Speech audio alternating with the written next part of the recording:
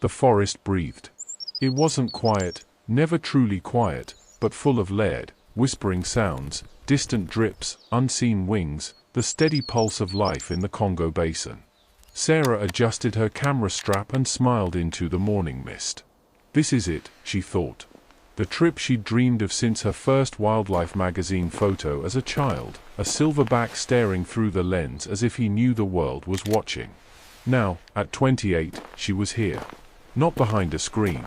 Not in a zoo. In the real thing. The air was damp and heavy, scented with earth and moss. Shafts of light pierced through the canopy, flickering across her path like soft spotlights. The guide's voice floated somewhere ahead, explaining how the gorillas nested in clusters, invisible to all but the trained eye. She listened, but her attention kept drifting to the life around her, the rustle of leaves, the flash of color. Then she saw it. A turaco, emerald green wings, crimson crest, eyes like polished amber. A bird so rare, most photographers only dreamed of it. It perched just beyond a thick curtain of vines, as if teasing her. Just one shot, she whispered. She stepped off the trail. 50 feet. That was all. A few careful steps through tangled roots and she had her camera raised, adjusting focus. The bird flitted higher, vanishing into the mist. She followed, heart beating faster, hoping for another glimpse. Then she noticed it. The forest had gone eerily still. No guide's chatter. No footsteps. Just the low hum of insects. "Hello," she called out, forcing a laugh. "Guys?" Silence. She turned back, expecting to see the narrow path. Instead, a wall of fog. White. Thick. Sound swallowing. The trees looked identical now, endless trunks fading into haze. "Okay, no big deal," she muttered. "Just backtrack." But each turn looked like the last. She walked faster, branches clawing at her jacket. Her pulse picked up. She shouted louder. Daniel? Jonas? Her voice came back to her, faint and distorted. She tried again, panic now shaping her breath. A crack echoed somewhere behind her. Then another. Heavy. Deliberate. Not a bird. Not a person. Her heart stuttered. She crouched low, camera pressed to her chest. The sound came again, closer this time, a deep exhale that seemed to vibrate the ground. Through the shifting fog, something moved. A dark shape, massive, slow. The air thickened with the scent of damp fur and wild musk. She didn't dare breathe. A branch snapped. Then came the rumble, a low, rolling growl that wasn't quite a roar but far too powerful to belong to anything small. It resonated through her bones. Sarah froze, eyes wide, every instinct screaming, "Don't run." The mist parted just enough for her to see it, a hulking silhouette, broad shoulders, silvered fur catching the dim light. It was looking right at her. The camera in her hands trembled. The lens clicked involuntarily, one accidental flash of light. The shadow moved. And that was the moment Sarah knew she wasn't alone anymore. The shadow stepped forward. Leaves parted like curtains, and Sarah's breath caught in her throat.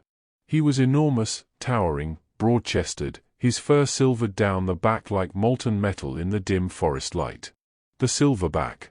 His dark eyes fixed on her with a calm that was more terrifying than rage. She knew that look, she'd seen it in documentaries. Dominance. Warning. Ownership. Her hands trembled on the camera. She lowered it slowly. "Don't stare. Don't move fast. Don't run." Every rule drilled into her training replayed in her mind like a survival mantra. Then came movement behind him, 3 females and 2 juveniles, peeking through ferns. A family. They fanned out, cautious but curious. The smallest one clutched its mother's arm, wide-eyed at the strange creature with shiny skin and trembling breath. Sarah forced a whisper. "It's okay. I'm not here to hurt you." She took a step back. Atlas, she wouldn't know his name yet, but it fit, grunted, low and thunderous. He stepped sideways, blocking her retreat. Another shuffle of movement on her left. One of the females emerged, planting herself firmly in the undergrowth. Sarah turned to the right, another dark figure moved into view. She spun in a slow circle, pulse hammering. "They're surrounding me." She raised her hand slightly, a gesture of surrender, heart in her throat. "Please, I just need to go. Atlas exhaled sharply, a deep, vibrating chest sound. The message was clear: stay. Minutes dragged into hours. The fog thinned, then thickened again. She tried inching toward what she thought was north, but each time, one of them stepped into her path, silent, deliberate. It wasn't random. They were keeping her inside some invisible boundary. By mid-afternoon, exhaustion hit. Her throat burned from shouting. No response. No helicopters. No human voices. Just the watchful eyes of creatures who could crush her skull with one hand. When dusk crept through the canopy, the gorillas began to settle. She heard them tearing leaves, building nests of branches. Atlas stayed upright, close enough that she could hear his steady breathing. Sarah curled against the roots of a massive tree, arms wrapped around her knees. Every sound made her flinch: the crack of branches, the low grunts, the forest hum. Tears came quietly.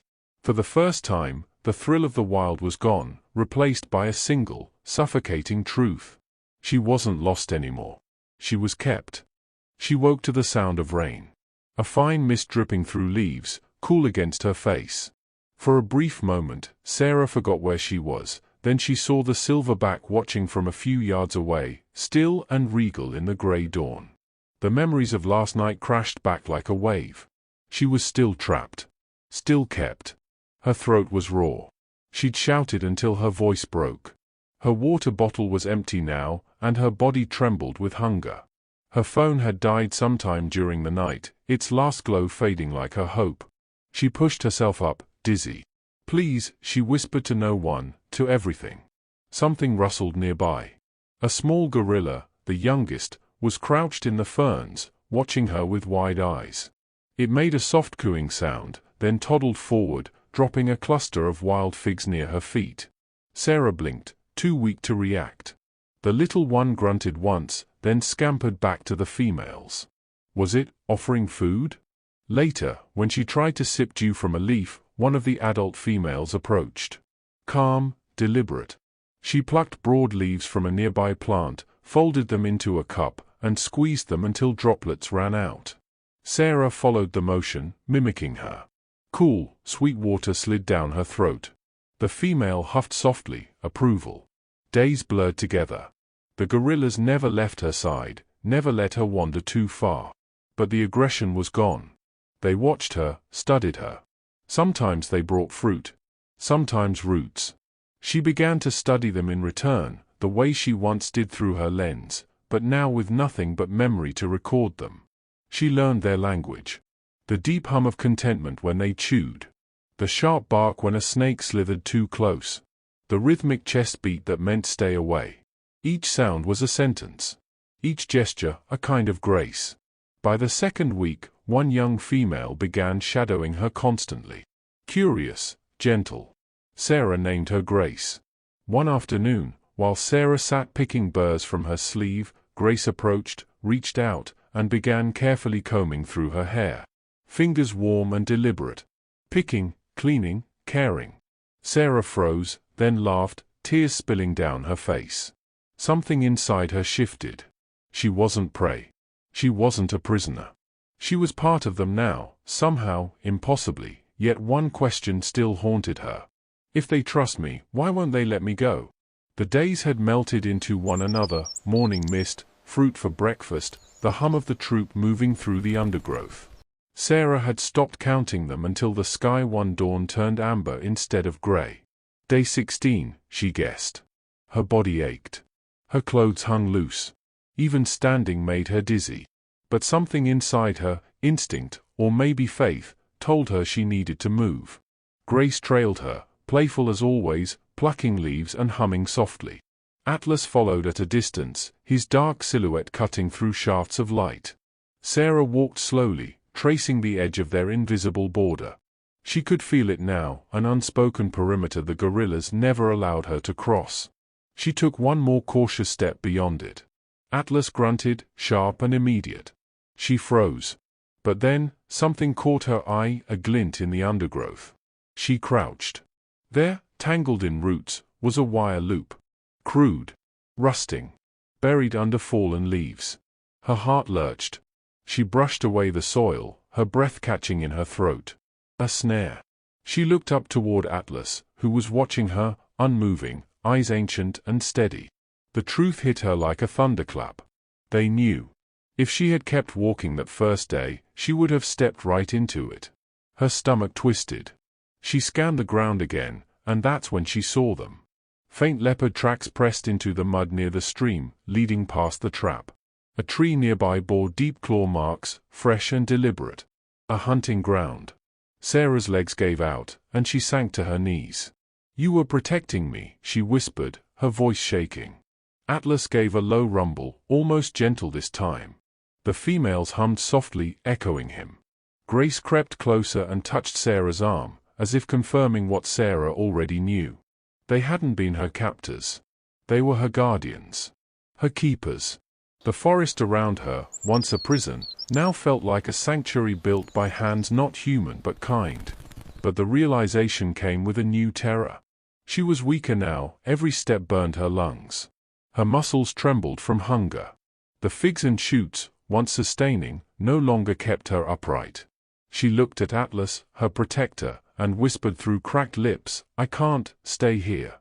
He stared back, unreadable, his chest rising and falling like the steady rhythm of the earth.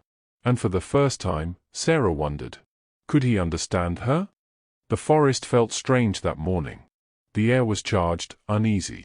Sarah stirred awake to the sound of movement, branches snapping, urgent grunts rippling through the troop. Atlas was pacing, chest rising and falling, his deep rumble echoing through the mist. The females huddled close, the juveniles clinging to them. Grace watched Sarah, eyes wide, nervous. Sarah pushed herself upright, heart pounding. "What's wrong?" she whispered, scanning the shadows. But this was different, no sign of danger, no leopard's growl. Only Atlas, agitated, eyes flicking between her and the dense trees beyond. Then he did something she'd never seen before. He pointed. A massive hand swept toward the forest edge, his dark eyes locking on hers. The gesture was deliberate, human-like. He grunted again, short and firm, as if commanding her to move. Sarah froze, confusion giving way to realization. "You want me to go?" The troop began parting the undergrowth, clearing a rough corridor through the vines. Her breath caught. They weren't blocking her path anymore. They were making one. Atlas stepped forward, looked back once, and began walking. Slowly. Deliberately. Checking to see if she followed. Her body screamed with exhaustion, but her legs moved on instinct. She stumbled after him, Grace and the others forming a silent procession. Hours passed in green and gold light, through streams, over roots, beneath towering fig trees. Every few minutes, Atlas turned, meeting her gaze as if urging her onward. Then, faint at first, but growing, a sound. Thwomp thwomp thwomp. Her head snapped up. Helicopters. Her name echoing faintly through the trees. Sarah Lawson. Sarah. Her knees nearly buckled. She gasped, tears springing to her eyes. Atlas slowed, stopping just before a break in the canopy where sunlight poured like fire onto the leaves. Beyond that light was open sky. Civilization. He looked at her one last time. She took a trembling step toward him. "Thank you," she whispered, voice cracking. Grace crept forward, eyes full of innocence and sorrow. For a long heartbeat, they simply looked at each other, human and gorilla, two worlds joined by something wordless. Then Atlas turned, leading his family back into the green, fading into shadow. Sarah stumbled toward the noise, toward the rescue team bursting through the undergrowth. Hands grabbed her, voices cried, and she collapsed in their arms, sobbing.